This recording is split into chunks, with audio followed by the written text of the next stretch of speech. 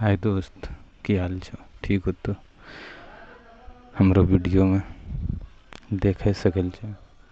गाड़ी लेके सर्विस कराए ले शोरूम। फर्स्ट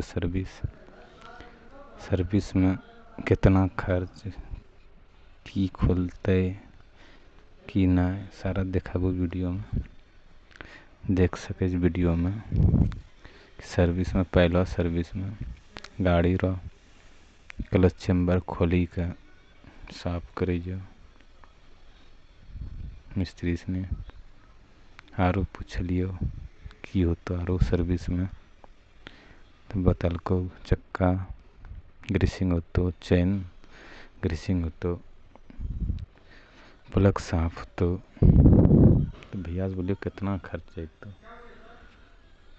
तो बतालो गलो कि मोबिल और पैकिंग लेकर 458 मतलब 450 रुपया तक खर्च आतो। बोले यार पूछलिए किच को फिल्टर जो मोबिल में कचरा आवे जो देख सके कैसे साफ हुई चैम्बर।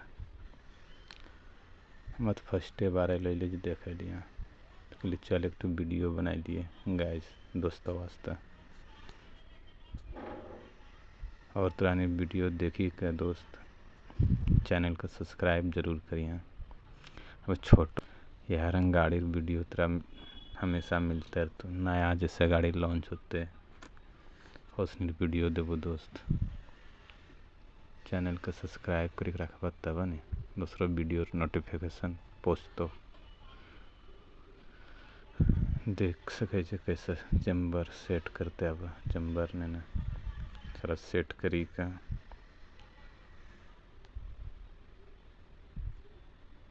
चैम्बर देख ली सब साफ सुथरा कर फ्रेश एकदम गाड़ी का।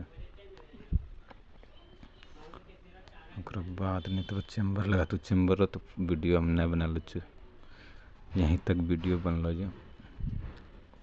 आरो गाइस तरह कोई भी क्वारी रहो, कोई भी प्रॉब्लम गाड़ी देकर हीरो और कोई भी गाड़ी में कोई प्रॉब्लम अगर मिस्त्री से कोई भी परेशानी हो जाओ तो हमारो डिस्क्रिप्शन में मोबाइल नंबर व्हाट्सअप नंबर बात कर पारे।